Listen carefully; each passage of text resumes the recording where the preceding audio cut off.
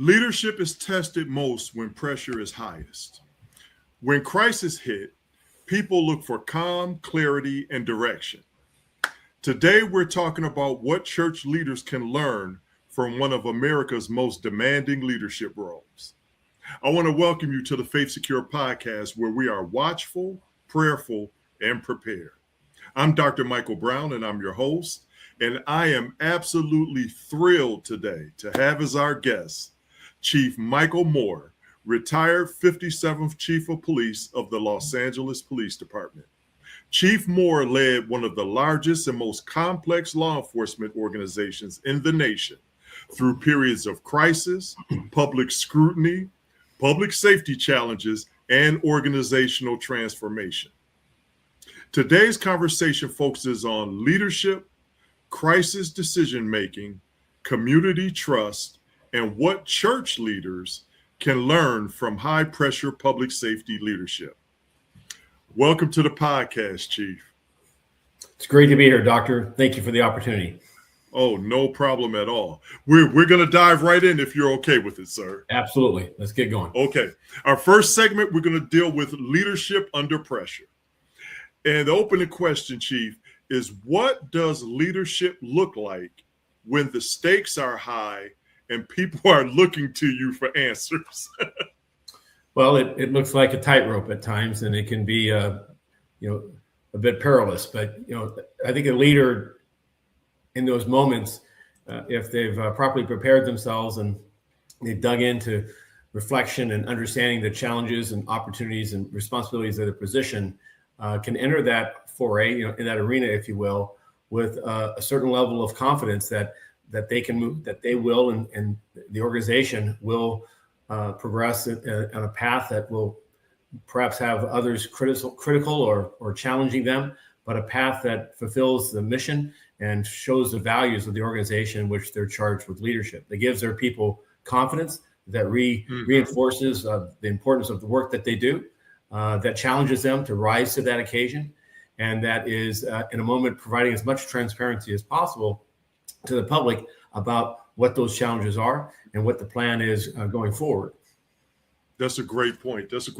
So let me ask you, how do leaders stay calm in crisis situations? How did you do it? I don't know that I always did it. I use the analogy of a duck on a lake. Okay. Water, it looks like the individual's just there paddling along and moving about. But underwater, under the surface, you're working your butt off. You're doing a lot of different things at once. The other aspect of this is in that moment of crisis, in that time of great turmoil, is what have you done to prepare yourself, to prepare the organization? What team do you have? And your ability to rely upon them and encourage them to join with you and you with them in moving forward in a manner that, again, gives your people confidence that this is a challenge. You acknowledge the difficulties that are ahead. You even may acknowledge, if necessary, the losses that you've even incurred, perhaps an injury or a loss of an officer, for instance, in the midst of turmoil. I remember the days of the civil unrest in 2020, and very perilous and uncertain times. But what was important for me was to be out in front, to demonstrate as I communicate with the public through the media.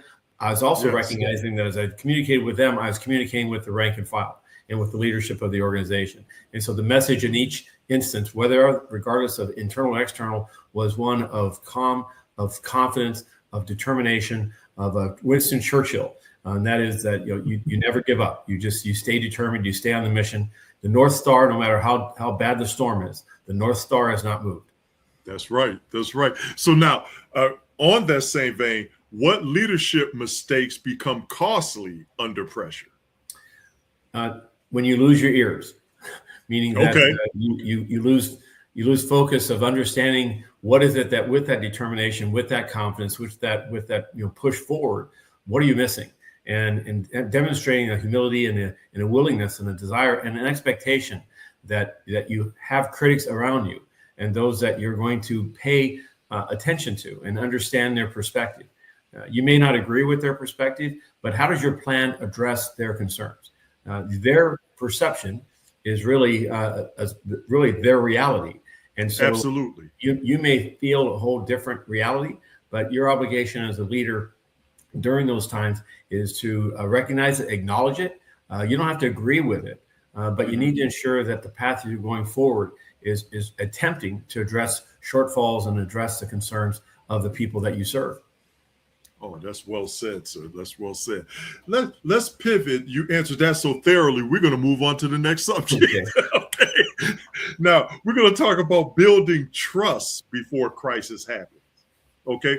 How important is trust before an incident ever occurs?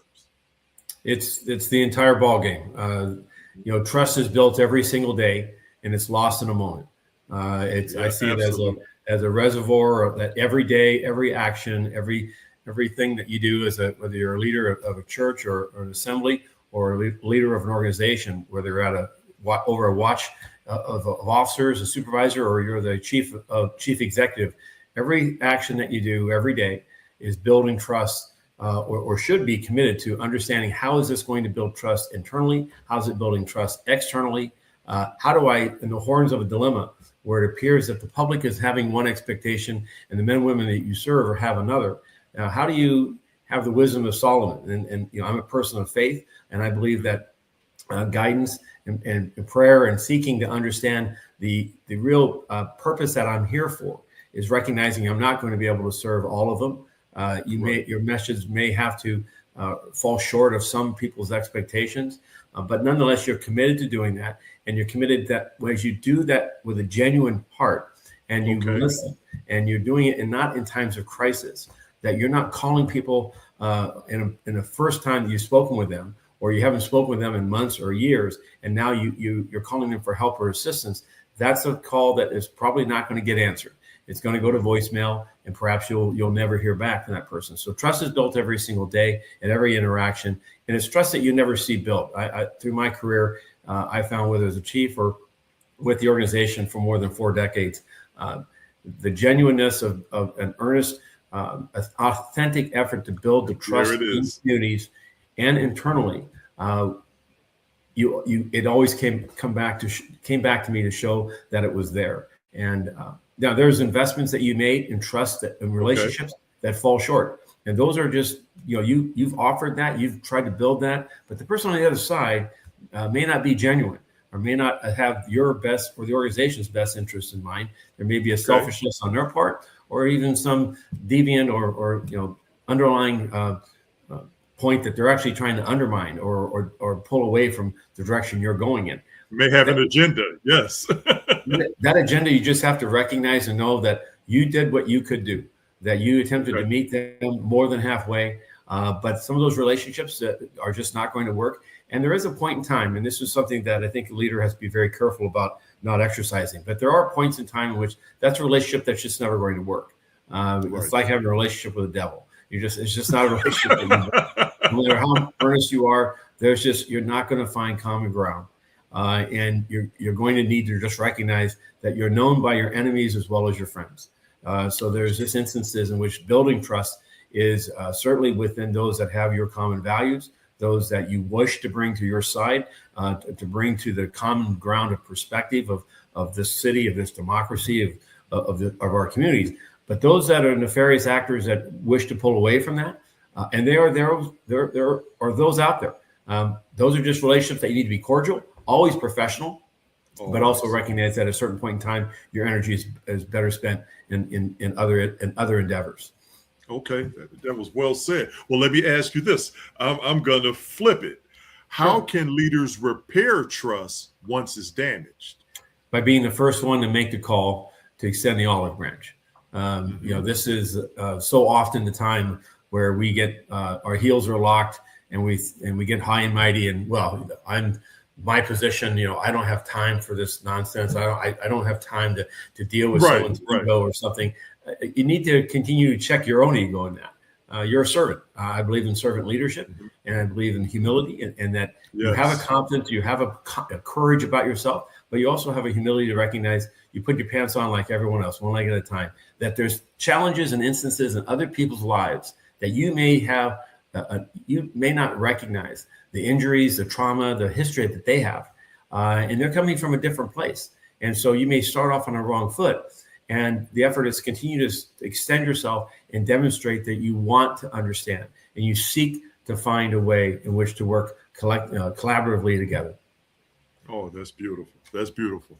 So we're going to pivot, and now we're going to talk about safety, readiness, and community partnership, which I'm sure you're well versed at. So the opening question I'm going to ask you is, what can faith organizations learn from public safety partnerships? Well, I like the themes that you have here in regards to the efforts of the preparedness, the watchful, prayerful, and prepared. Yes. I think church leaders, if there's anything we would humbly offer you, is the systematic way in which you go about our preparedness. Preparedness is much like any other capability. It's perishable. You need to build capacity.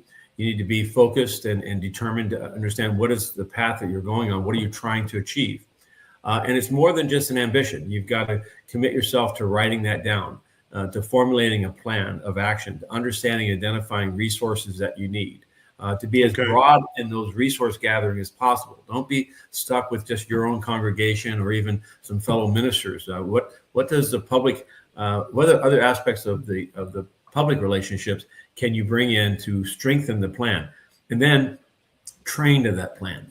Don't reinvent the wheel, by the way. Look and see what other churches and other faith leaders have done. Plagiarism is the highest form of compliments. And it's easier to edit something to your specific needs than it is to author an entire plan. But once you get that plan, bring your team together, socialize it with them, translate it to them. How does this relate to the very themes that you've talked about here? How does this relate to being prepared, to being the responsible leader, the steward of that congregation, right, so that times of emergencies or crisis, you're going to do the very best, and the church will serve its membership in the highest fashion because it is prepared. It has trained and practiced. People understand their roles and their responsibilities. And this may sound really complex, but it's not. But it takes time. It takes bringing your leadership time together, identify what your threats are, identify what your challenges are, and then identify what resources do you have that can formulate a response to prevent. In law enforcement, we have something called left of the boom. And when you look at a terrorist act, you look at an act of violence, and certainly people in your in the faith community understand when a tragedy happens in a family or a crisis happens in a community, it was never just that. It just didn't come out of nowhere. There was precursors. There were things that led up to that. Preparing, absolutely, and improving the resiliency of your congregation is to early identify, to look at the precursors, look at the behaviors, look at the circumstances that may pose a risk to you, and then capture it there to de-escalate and keep it from escalating. And that may, again, sound complex, but I'll use an example. You have a family that is, or an individual who's very troubled within your congregation and may have a history of some violence, may have a history of turmoil in his or her own family, and now has begun to change their focus away from perhaps their focus was earlier on a member of their family or the community, but now it's on the minister or it's on the church. It's now centering and feels that it's been wronged, because of potential illness or other circumstances, that now the focus of their attention is on the church. Well, what are the preemptive things that the church can do, recognizing that this is a soul and you have some obligation, some responsibility for service, but you also have a large responsibility to your own congregation and to the safety of your ministry. And so what are the things that can be done? And sometimes that becomes relatively harsh, meaning that can become, involving law enforcement. That may involve legal actions to prevent those individuals from accessing or being present at your house of worship. And to some, it may feel like, well, is that really Christ-like? Is that really something that we would see? Well, there is, again, you have a balancing act as a shepherd. You have a balancing responsibility to the entire congregation. So I would just say that a violence program, we know, unfortunately, that acts of violence against our houses of worship across America have not subsided. In many instances, no, they have not. And many times, they're not just outsiders that have an issue with a ministry or theology. They are individuals within the congregation themselves that have lost their way and are experiencing a mental health crisis. And so a preparedness plan for that. I see many, it has to be defined by the congregation, because it has to determine what layers are they willing to impose, and what controls are they willing to see in order to have a sense of safety. But ultimately, as a shepherd, as a leader of a congregation, you are responsible for having that preparedness, for having that readiness to provide for the safety and the security of a congregation to gather, to worship, to have a sense that they are in a safe place, and that you've taken the needed measures to ensure that. You can never guarantee 1,000%, but you can take safeguards that will deter, detect, and will interrupt those types of engagements. And that's what I tell churches, Chief, when I advise them that A, there is a duty of care responsibility, and B, that you want to avoid falling into the foreseeability trap. That there were things that a reasonable person should have been able to foresee, and you don't take those actions and put the measures in place that can address those. So I advise churches of that all the time. Well, let me ask you this, sir, and this will be a question for the resident expert here. How should churches engage law enforcement? Early and often, kind of like voting in Chicago, as the old joke goes. And nothing. I love Chicago. It's a windy city. It's a beautiful city. I know you have a national audience, but just as a little bit of humor here. But no problem. But to demystify law enforcement, your local law enforcement organization, there's 17,000 of them across the United States, made up of 750,000 men and women who have committed their lives to a purpose of protecting, serving, and while they don't always get it right, the vast majority are outstanding individuals. Absolutely. And they have significant responsibilities and limited resources. But what oftentimes the case is that people look at them from organizations such as the House of Worship and think, well, they don't have the time, or I don't know anyone there, and I how do I start this? Mm-hmm. It starts with a hello. It starts with an invitation. Yes. It shouldn't be one day a year with a law enforcement appreciation day and a right. Churches across America, they certainly have their houses of worship on a Sunday and maybe a Sunday night. I'm a Christian myself. Wednesday night Bible study, but the other days they're quite quiet, and they sit in communities with empty lots. And I think that taking those days and those times to invite law enforcement into conversations. People will often talk about the difference between church and state, and I'm a firm believer. As a chief officer, I was nonpartisan. I'm non-denominational. Right. I don't wear this on my sleeve, and I haven't. To what you see, some that have gone down a path where it offends some because, frankly, there's one God in many faiths, and I'm a believer in that. But with that doesn't mean that you have to have a distance or an isolation from them. They are a resource. They want to familiarize themselves with what are your challenges, what are your strengths, what are your opportunities, and how can you partner. Now, there are some churches that will, partner in a sense of all the way to having an officer present. I see that. I now live in Tennessee, and I see that frequently, primarily the outgrowth of some real violent instances that have happened in this state. So the church has said, hey, this is what we want. And they work with the local law enforcement agency, and including the associated costs for an officer to be there. But many other churches don't have that, and nor do they need it. Right. They do have an opportunity to invite leadership from a local agency to come in, walk the grounds, understand the security posture, what systems are in place, both physically in the sense of alarm designs and doors and access control, but also then practical, what people resources are there and what level of training and awareness do they have. And in case of emergency, a health emergency or an issue of potential violence, what's the protocols? Do they have training where they're going to meet them at the curb? Is there going to be a pathfinder there to bring them in? How are they going to communicate across both amongst the staff as well as with the congregation?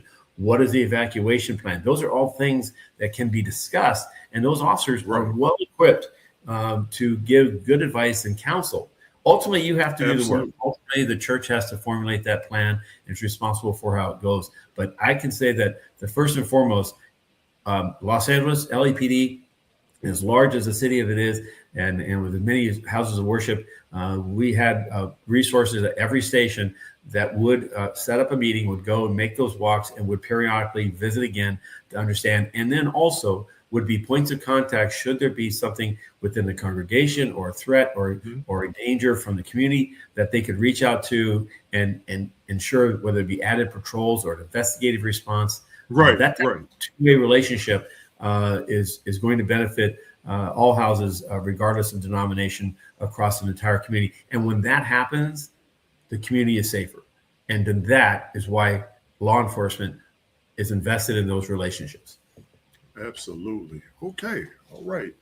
Well, we're going to pivot again. I'm going to give you a scenario, Chief. I feel like a ballerina here. I'm doing quite a bit of pivot. You're going to be in shape by the time you're done with this episode.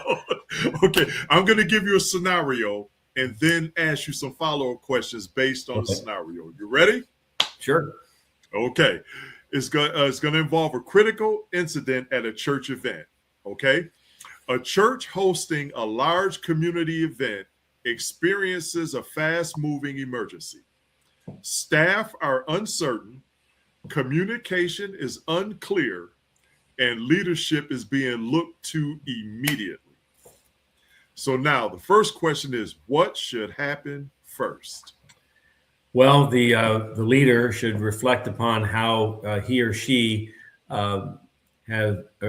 shares a great deal of responsibility for this crisis that they're now in, because in reality, law enforcement has what's called standing plans. We train to a plan. What is the mission? What is the strategies, the objectives? What tactics are we going to use? And so that if you have an emergency, you describe it. There should be a standing plan of a playbook of how we're going to go through this, and then you break that playbook out. You have a team of leadership. A pastor or a minister cannot be, this. I don't believe in the John Wayne of America, where it's just a lone cowboy. It's not one star. It's not the Texas Star way. I mean, it's more like a football team. You need absolutely. You need a stable quarterback, but you got to have a running back that knows the routes. You got to have a tackle. And people know how to block, and you got to. Everyone has a role. Yes. Everyone's got a role. Same with defense. So, but those don't come up without pre-planning. I mean, everybody walks into a game, they have a playbook. And of course, everyone has a plan until you get punched in the mouth, as Mike Tyson said. Yeah, absolutely. But at least you have a plan. And with that, as you have that plan and as you have that playbook, it's not going to remove all of the anxiety, all the tension, all your hair standing up on the edge. Oh my gosh. But then the point there is, as the leader, take a pause, take it in, and then move. What's the first step that we do? We bring people together. We assess the situation. We assign roles. We communicate with each other. What are we missing? Everybody is at the table, has got a mouth, and they've got something to say, and they're not just a wallflower. They've got a mission. Do they know their mission? And then go out and begin that work. You're going to have shortfalls. You're going to have pieces that you miss. You bring them back together again, and it's an operational period. So we're going to do the next 30 minutes. This is what we want to do. These are the things we want to get accomplished. And it may be nothing more than what we call a windshield survey. What do we have? Right. As soon as we get that, then come back here. Now, what are the three things that we're going to do? And the three broad stroke things. And then, do we have the strategy? Do we have the resources to do it? Now, let's go out and communicate.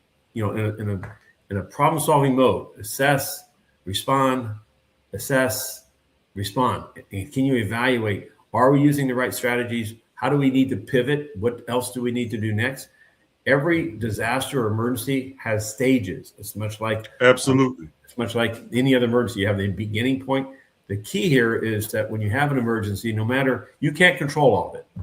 The size of it, you can't control the enormity of it. What you can control is how well you can mitigate, how well you can de-escalate, how well you can keep it from getting worse. And I can tell you that from a law enforcement perspective, and this is something that we constantly train ourselves to go big, meaning that you have a situation, you see what it is, go big with as many resources as you think. If you overestimate those resources, if you overestimate what is needed, you can always throttle back, but don't walk into a crisis. This is where you want to bring all the resources you have. You want to play those cards of that deck of trust, of resources, of readiness, and then give that feedback loop to assess it and then move forward. As a leader, I'd like to tell you that when you have an outstanding plan, you're going to have your hands in your pocket and you're going to look left and right and go, I'm missing something. I need to be doing something. Most likely, though, the reality is that's great. That means your plan's in place. Then the question is, how are you communicating to the public? How are you communicating to all the eyes and ears, depending on the enormity of this? How are you stopping that news cycle with information and stopping the speculation, stopping people that are going to try to come up with a narrative or come up with falsehoods or misdirect? Right. And that's where you have what we call a holding statement. So if something happens in your church, something happens in your congregation, that this is going to be a public event. People are going to say, we had a shooting here. We had a person inside of the congregation to A, B, or C. As you got your internal team working on that, and as the media starts flooding out there, get one of your well-spoken, calm individuals, someone who's not emotionally wrapped up in this, have them go out and give a holding statement. Holding statement meaning we have something that's happened here. It is a crisis, an emergency. I cannot give you more details than that. There's 1,000 questions we know, but we are on it. We're working through it. We're working with our local officials. That's and right. I will be back here in an hour, and I will give you the next update. And that is meant to give them something to say, because they're all looking for something to say in about a 20-second blurb on all of the local news channels. So the public information stream, having that as part of your plan, there is a time when you as a church leader need to step in front of that mic. It should not probably be the first statement, but that next hour or 2 hours later, getting in front of that, having your folks prepare you with remarks, work with law enforcement so that you recognize that there is an investigation, there is critical information that should not perhaps be mentioned or identified. Absolutely. There are family members that are going to be worried sick about how this impacts people that they believe may be there. And there's no worse way of finding something out like this than finding out on the news. So there's different components of this. But again, I'll go back to saying that I respect your work and with the church leadership. I respect these type of podcasts where people think, go back and reflect on this, and then look to their congregation. Okay, how am I going to do this? And how are we going to construct a plan so that when that crisis happens, there's a playbook. Now, with that said, again, I'll repeat, you can do that all day long, but when it hits, I will respect and honor the fact that we're all human, and it's going to set us up a little bit. It's going to straighten us up. Okay, but then there's have faith. Your people of faith have confidence that God is not going to put you in a position that you can't weather through, and you can't. And people are looking to you for that confidence. Leadership are purveyors of hope, and certainly as ministers, that you are purveyors of hope and a belief in a greater power, and that we're all here to serve and serve that greater purpose. So carry that with you as you move forward. Right. Absolutely. Very well said, sir. Okay. Now, as we go to the closing statement, which is going to involve some lessons for every leader, I'm going to give you a reflection question. Now, Chief Moore, after leading at such a high level, what leadership lesson applies just as much to pastors and church leaders as it does to police leaders? Well, we've talked a great deal about the responsibilities of leadership by a minister, of a shepherd of a congregation or a faith community. We've talked about knowing, and reflecting on that and investing in this. This is not something that's natural. This is a skill set that you can develop and needs to be developed. And so that's a heavy responsibility. But I will say in this that the closing remarks I would say is that know that as you invest in that, as you fulfill your purpose and the mission that you've been given, is that you're enough. Is that you are enough. do your best, reflect back and know that, I maybe could have done this or should have done that. But this is the old Roosevelt, the man in the arena or the woman. You are there, you're in it, you've done your best, and that's good enough, because that's important too, because in the days after that, and the reflections, the quiet times that you question yourself, did I do what I could have done? Or I made this mistake, I fell short. The plan said this, but I missed this mark. Reflection is always good, but in the humility of recognizing that all of us fall short and none of us are worthy. Those are themes that you teach in your ministry. But as a leader, nobody checks on the good leaders. Nobody checks on the strong leaders. So check on yourself, and check with your family, and check on the voice you hear most in your head, which is your own, that recognizes that you've done your best, you've left it on the field, and be proud of that, and know that it's a unique privilege to be able to respond. None of us, wish for disasters or crises or challenges to us, but at the same time, I will say, in reflection, I look at those instances as opportunities that I relish today. So I was grateful.